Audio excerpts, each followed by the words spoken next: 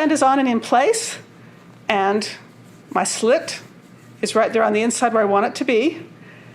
I've got my elastic that is just the exact size of my waistband, about 1/8 of an inch smaller, so that it'll lay in there and fill that band complete.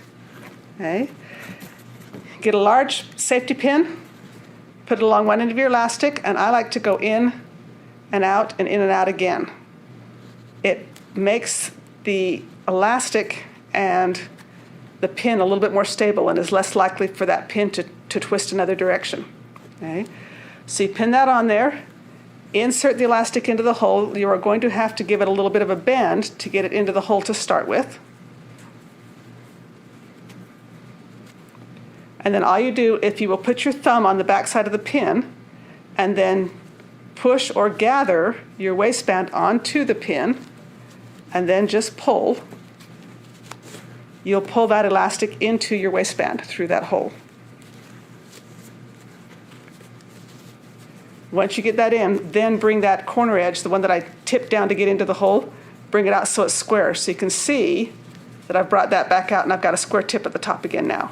And you just continue that same thing. I'm going to push with my thumb on the back side, gathering some waistband onto here, and then I'm just going to take my elastic and give it a little bit of a pull in the half and then pull it into its space. Get a little bit of a squeeze and pull it in. And that fills in. And if you look, that elastic exactly fills and fits the space of the band. So it takes that space up there. So I'm going to continue to work on this for a minute, and then we'll chat about it in a second. All right, when I get back around to the other side seam, it's difficult to see because my thread matches well, but here's my side seam with my basting stitch holding that seam open.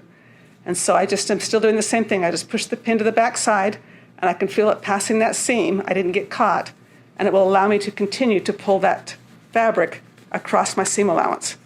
And so I just continue across that seam allowance doing the same thing, pushing on the back of the pin, pulling the fabric forward. And you can see that I'm just able to continue bringing that elastic waistband back around, and it will come out the same hole it went in. And so I will continue that, and I'll get back with you when I'm back around to my hole. Okay, so when you've got back around, and if you'll notice, there is a pin sitting here. I've actually pinned the end of my elastic to my joggers. What that does is make certain that as I'm pulling the elastic through, I don't pull this end inside the band. If that happens, you have to pull the elastic all the way out and start over again. So attaching it to your jogger will make sure that that doesn't occur. When I get back around, you can see if I push my thumb against the back of the pin, here comes my pin out the very same hole that elastic came in. And I'm going to pull that elastic out through the very same hole that it went into. Okay. Then I'm going to come back around and feel and make sure that I haven't twisted my elastic or turned it against itself. And the entire way as I was pulling that along, I made sure I hadn't. I made sure I kept my pin in that same position, pushing at the back, pulling on the front, so that I didn't take that pin and twist it around itself and my elastic doesn't curl anywhere inside of there. When you've got the ends out, go ahead and take your pin out. Remember, this elastic was pre-cut before you put it in to be the length that it should be to fit your body. I'm going to check and make sure that there's no twisting again, that it lays smooth all the way around it. Okay. And then if I just pull this out, I'm going to overlap that about 1 inch, making sure that, again, I haven't twisted it. I want to make certain that I am smooth all the way around and I haven't twisted it outside of it. Then I'm going to sew the elastic together and get ready to, so that it can be slipped the rest of the way inside the band. So we'll come back to the sewing machine and we'll sew that elastic together. Okay, so you come to your sewing machine, you've got that overlap in the elastic that you had before. Go ahead and bring your needle down.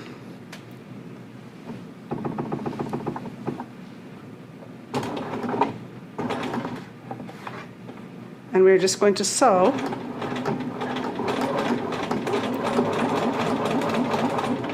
around that rectangle.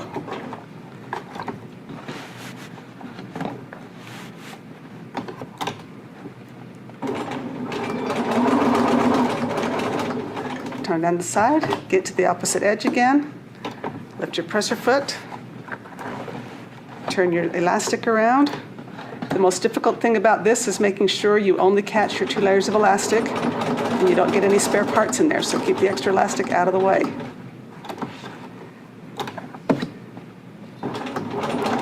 Come back around that last side. I'm just using the inside of the toe of my foot as a guide, and then we are actually going to sew across in the center. So I've gone around that square, and I'm just going to sew diagonally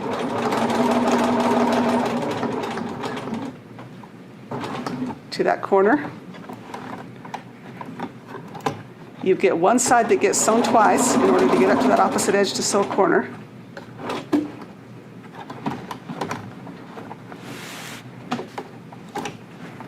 And then again, you've got that X sewn in the center.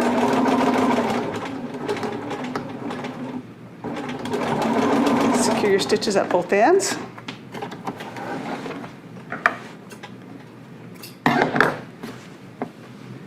And so you've got a box sewn and a square in the center of it. Then trim all your threads up and you'll be ready now to close your hole. All right, so after you've sewn your